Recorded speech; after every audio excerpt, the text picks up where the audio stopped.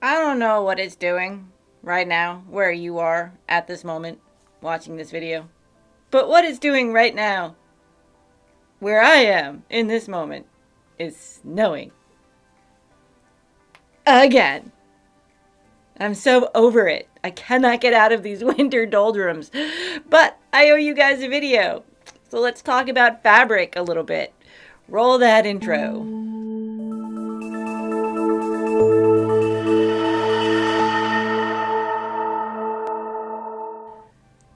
Am I recording? I'm recording! Welcome back to Building Steam, the channel where we talk about cosplay, making, foam smithing, sewing, and all kinds of geeky stuff. My name is Lady Delatois, and this is my studio. Welcome to it. So, hey, a lot's happened since the last time I made a video. We hit 200 subscribers and went past it, and that's really exciting. And actually, a bunch of people said in the comments that we should do some kind of special video or something for, something special for 200. I don't know what that looks like. Is it a giveaway? Is there something you guys want to see? I don't know. You're going to have to tell us down in the comments because, I don't know, like we could have a party. Woo! I suggested naked dancing, but Brian was not down with the naked dancing. So, I don't know. I think he would have looked pretty good. So we live in northeastern PA, which has been hit by several storms in the past few weeks that have made us a little bit more housebound than we would be anyway, just because of the pandemic. And I'm not dealing with it great. I don't do winter really well, and it's kind of just got me in the dumps. I have just finished a commissioned project, a Slytherin steampunk outfit with a tiered skirt and a hooded capelet that is all done. So I have no more excuses to be putting off working on my own cosplay. And I'm thinking maybe an exciting one that would, get me going is She-Ra, Princess of Power. But I want to change her, as I always do, for my own vision. I know that She-Ra is already in an apocalyptic world, but I don't feel like she looks like it. I think she looks like a pretty princess wearing a pretty kind of skater outfit.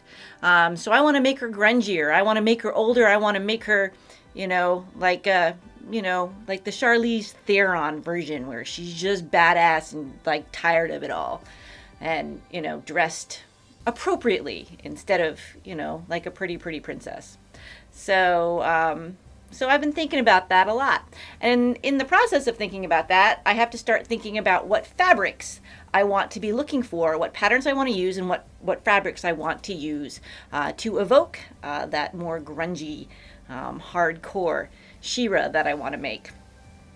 And it occurred to me that picking out fabrics is really one of the most difficult things that a beginner cosplayer who wants to be sewing their own cosplay clothing is going to be running into, because it's so hard. Why is it so hard? Because there's so many options. It's not like working with foam. There is a variety of different kinds of foam that you can use, but it's not a huge variety. And fabric, literally millions of different bolts of fabric in the world that you could possibly choose from. And thousands of different kinds or types of fabric that maybe you don't know which one is the right one for your project. I could talk about this literally for hours, but in order to keep this short, I'm just going to talk about some of my tips for focusing, narrowing down your search, and making sure that you buy the right fabric for the right project. The first thing you're going to look for when you are starting a cosplay sewing project is probably your patterns that match your reference material as closely as possible. And on the patterns, it is going to give you advice on what kinds of fabric are appropriate for the pattern itself. Usually up at the very top, it says suggested fabrics here on the back, and it will tell you what is appropriate. And if you are picking out a pattern that has a knit fabric, which is a fabric that has some stretch to it, it will also have a bar here. And what that bar tells you is that the fabric needs to have, like, say 4 inches of fabric needs to have this amount of stretch. And it's just a little gauge that you can use, and you just pull. And oftentimes I have made the mistake with the knits that then it, like, either either you pull it and it just makes it and you're like, it's fine, and then it really doesn't have quite enough stretch. That would be the case with this sweatshirt material here. It's a it's a little tough getting on. It's one of my favorite pieces of clothing, but it could use just a touch more stretch to the fabric. Or you stretch it and it goes easily to that line, and then you make the project and you find out that it has way too much stretch and it bags. So that's a little frustrating. Working with knits can be frustrating. However, when we are working with cosplay, a lot of times we need something that is a knit. If you are doing something like a superhero costume, you're going to need a performance lycra. You're going to need something that has stretch. If you're making a unitard or a leotard or something of that nature. But working with knits is a challenge. I am just going to say that. It's not my favorite thing. So there is some guidance there that is going to tell you, like, okay, I need to get wool or I need to get cotton. There are wovens and there are knits. The wovens are the fabrics like the wool, and the cottons, the polyester, the silky solids. These are fabrics that do not have any stretch to them. And then the knits do, if that makes sense. So the pattern will give you options. But there's still so many choices. If you go to the store, there's a whole shelf full of just, that one kind of fabric. How are you supposed to pick the one that is right for your project? Well, going back to your reference material, you need to be looking at how thick that material seems to be, how much drape and flow it has. Like if it's something that's supposed to be very flowy and soft and ripple in the wind, then you're going to need a lighter version of that fabric.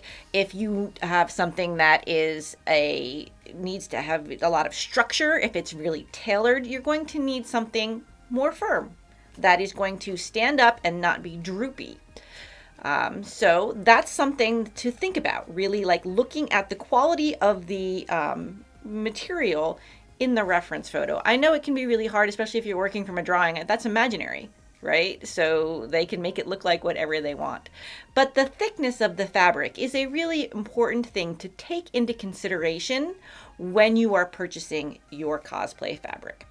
A lot of times cosplayers are looking for something really, really specific to evoke the character that they are portraying. For instance, if you are looking for something that is going to simulate leather, there is a variety of clothing weight pleather and upholstery weight pleather. I have used pleather that is upholstery weight. You can see here in this picture of Brian in his angel, his steampunk angel. This trench coat is a upholstery weight white pleather. And it was a perfect thickness to stand up to being made into a structured coat. Once it was lined, a lot of people actually thought it was leather. But when I made this Captain Marvel coat, I purchased this, I think it was called stretch leather, and it's really kind of a lycra with a leather finish, and it's too light. Put a lot of work into this coat, and I don't love it because I don't like the way it hangs. It's too droopy, and I don't really want to remake the whole thing either, so I don't know. That was a bummer. It was pretty expensive fabric. It is the perfect color, but it's the wrong thickness. So my second piece of advice when purchasing fabric is don't always go for the cheapest option. I know. Fabric is so expensive. It's ridiculous. And the better the fabric is, the more expensive it is. The easier it'll be to work with probably, or the more perfect for your project. But it can be hard to spend hundreds and hundreds of dollars for something that you're just maybe going to wear a few times. I guess it really depends on how much you think you're going to be wearing that cosplay. However, you also don't want to go too far in the other direction. For my first steampunk outfit, for some of the fabrics, for the accent fabrics, I chose more expensive fabrics. But for the black, I went with cheap costume satin. Because it was, like I was already spending more money than I had imagined that I was going to spend on something like this. And so I just went with the cheapest possible one for the thing that I needed the most yards of. And it was okay, but cheap fabric, a lot of times, looks cheap. Not always. Sometimes you can find something, maybe you find something on clearance and you get a great deal on it. That's a great feeling. But costume satin in particular, a lot of times it looks kind of chintzy and it's hard to work with. It's very slippery. The next option up is, say, sort of prom dress satin, a matte back satin that has a little bit fuller of a body. It has a really nice drape. It doesn't have that cheaper sheen to it. So it'll give the look of richness without breaking the bank. My third piece of advice for cosplayers who are just starting out and maybe you are looking for the perfect fabric that matches your reference material and you're stumped because it just doesn't seem to exist. Sometimes it doesn't. Sometimes you need to start with a base material that has no pattern to it or no special details to it and add those details yourself. How can you do that? Well, I use my Cricut a lot to use iron-on to create patterns. You can also, even if you don't have a Cricut, you could buy iron-on material and create a stencil to create your pattern or your specific look. I have used rhinestones to create a specific look, and I have used needlework and sewing to get the look that I was going for. I also buy other fabrics. I have a whole hoard of fabrics that I found on clearance that might be useless for a whole outfit, but they're great for creating trim. Trim by itself is expensive, but if you make your own out of a big bolt of fabric, winning. I hope these tips have been at least a little bit helpful for you when you're setting out to purchase your fabric for your next cosplay.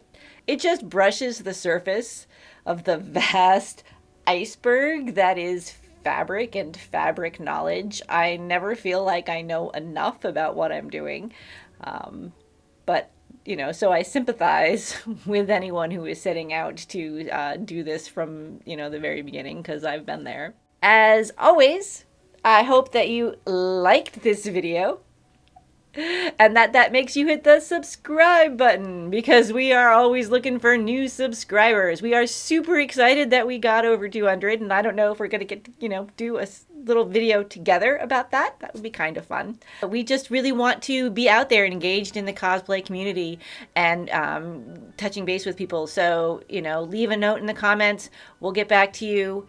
And as always, happy making. Peace out. I got a Deadpool out here, man. Later. My neighbor is out with his snowblower again, because it's snowing here in Pennsylvania.